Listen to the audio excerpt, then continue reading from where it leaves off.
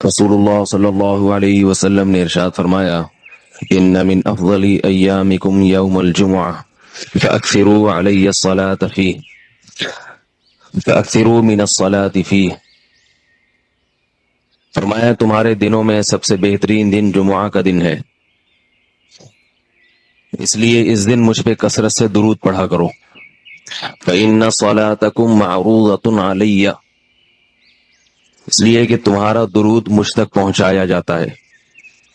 सहाबी ने पूछा, या रसूल अल्लाह कैफ तुअरदु अलैका सलातुना वक़द अरमता, हमारा दुरूद आप तक कैसे पहुंचाया जाएगा जबकि आप जब दुनिया से जाएंगे, कब्र में जिस्म आपका खत्म हो जाएगा, तो हमारा दुरूद आप तक कैसे पहुंचेगा। तो आप सल्लल्लाहु अलैहि वसल्लम ने फरमाया, इन्नल्लाह हर्रम अलल अर्दि अजसादल अंबिया, अल्लाह ताला ने पैगंबरों के जिस्मों पर जमीन पर पैगंबरों के जिस्मों को हराम कर दिया। जमीन किसी पैगंबर के जिस्म को कभी खत्म नहीं करती। तो ये भी उम्मत का इजमाई अकीदा है कि जितने भी अंबिया हैं उनके जिस्म बिल्कुल सलामत रहते हैं। शुहदा में तो ये बहुत ज्यादा मुशाहिदा होता है, बहुत सारे शुहदा के जिस्म सलामत रहते हैं। तो एक और हदीस में आप सल्लल्लाहु अलैहि वसल्लम ने फरमाया, मन सल्ला अलैहि सलातन सल्लल्लाहु बिहा अशरा, इसने मुझ पर एक दफा दुरूद भेजा। दुरूद कहते हैं नबी सल्लल्लाहु अलैहि वसल्लम के लिए अल्लाह ताला से खुसूसी रहमत की दुआ करना। एक होता है आम दुआ, किसी के लिए भी रहमत। सलात कहते हैं खुसूसी रहमत, जो अल्लाह अपने खास बंदों पे करता है। इसलिए सलात का जो लफ्ज है ना, ये दुरूद और सलात, ये पैगंबर के अलावा किसी के लिए जायज नहीं है, क्योंकि ये सलात खास किसके खासा है, ये पैगंबरों का। इसलिए हम अल्लाहुम्मा सल्ली अला मुहम्मद तो कह सकते हैं, लेकिन यूं नहीं कह सकते अल्लाहुम्मा सल्ली अला फुलान। तो वो सल्ली जो है ना, सलात, ये खास किस्म की रहमतें होती हैं जो अल्लाह पैगंबरों पर भेजते हैं। तभी कुरान में आता है, उलाइका अलैहिम सलावातुम मिर रब्बिहिम रहमा, तो जो लोग सब्र करते हैं उन पर अल्लाह की खुसूसी रहमतें भी हैं और रहमत भी है। तो पता चला सलात और रहमत में फर्क है। सलात आला किस्म की रहमतों को कहते हैं। तो आप सल्लल्लाहु अलैहि वसल्लम ने फरमाया, जिसने मेरे लिए एक मर्तबा रहमत की दुआ की, दुरूद शरीफ पढ़ा मेरे लिए, तो अल्लाह उस पर 10 रहमतें भेजते हैं। और जुमुआ के दिन ज्यादा फजीलत है दुरूद शरीफ पढ़ने की। अलबत्ता ये जो जुमुआ के दिन में हदीस मशहूर है कि 80 साल के गुनाह माफ होते हैं जुम्मा के दिन दुरूद पढ़ने से, ये हदीस सनद के लिहाज से कमजोर है। लेकिन ये जो मैंने हदीस पढ़ी कि जुम्मे का दिन सबसे बेहतर दिन है, फअक्सिरू अलैया मिनस सलाति फीही, लिहाजा इस दिन मुझ पे कसरत से दुरूद पढ़ा करो, ये बिल्कुल सही हदीस है। जुमुआ के दिन दुरूद शरीफ की इजाफी फजीलत है। आज चूंकि जुमुआ का दिन है, इसलिए मैंने कहा कि इस बारे में थोड़ी सी बात करूं। और हदीस में आता है, रसूलुल्लाह सल्लल्लाहु अलैहि वसल्लम ने फरमाया, ला तजअलू कब्री ईदा वसल्लू अलैया फइन्न सलातकुम तबलुगुनी हैफु कुंतुम, फरमाया मेरी कब्र को ईदगाह ना बनाओ। जैसे मेलों की जगह होती है ना, मेले ठेले, ईद पे जब सब लोग जमा होकर खुशियां मनाते हैं, तो जैसे मज़ारों पे होता है ना, कव्वालियां हो रही हैं और ये मेले ठेले हो रहे हैं, आजकल देखा है।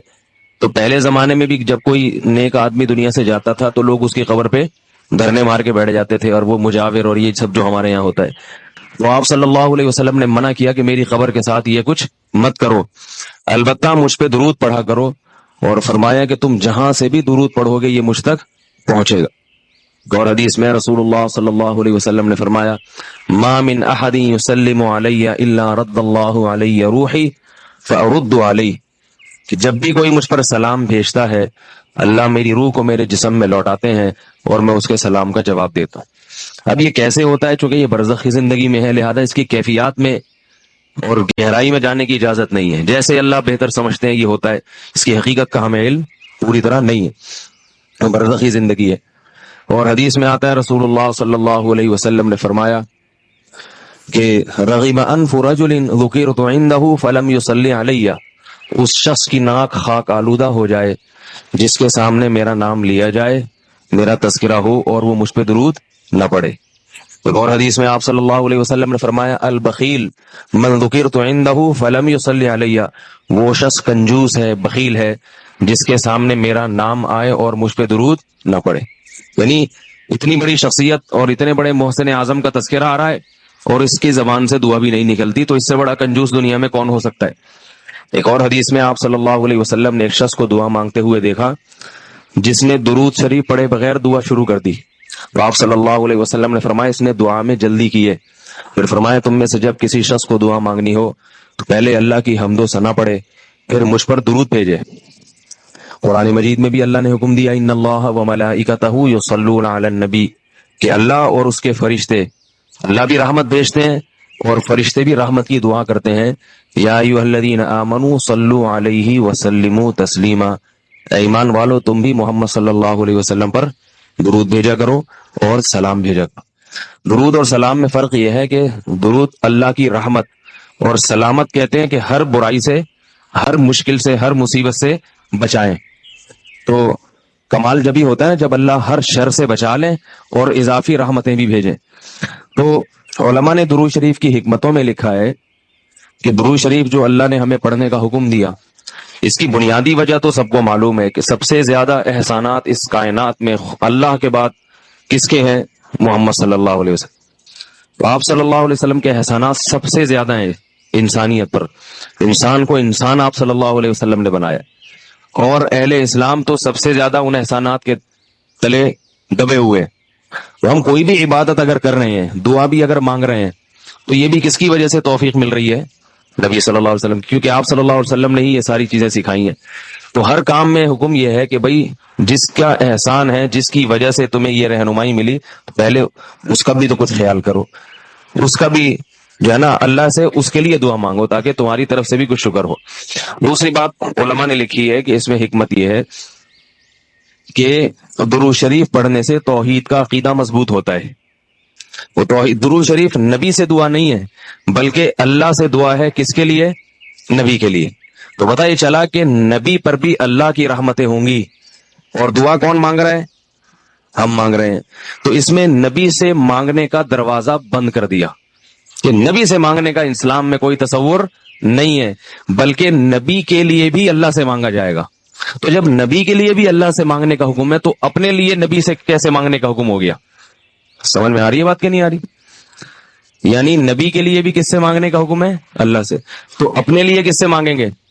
بطریق اولا ہم پھر اللہ سے مانگیں گے۔ تو اس سے عقیدہ توحید مضبوط ہوتا ہے۔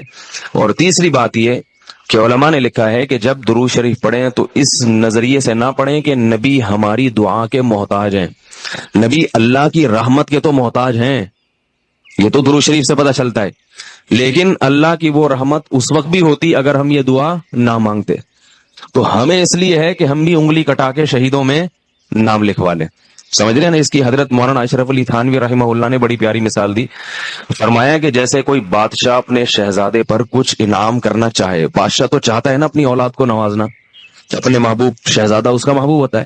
تو آپ اگر بادشاہ سے سفارش کر دیں کہ حضرت یہ تحفہ آپ اپنے شہزادے کو دے دیں، یا یہ فلاں چیز اپنے شہزادے کو، تو بادشاہ تو پہلے بھی دے رہا ہے، لیکن آپ کے کہنے سے وہ اور خوش ہو جائے گا، اور خوش ہو جائے گا کہ بھئی دیکھو جو کام میں چاہتا تھا یہ بھی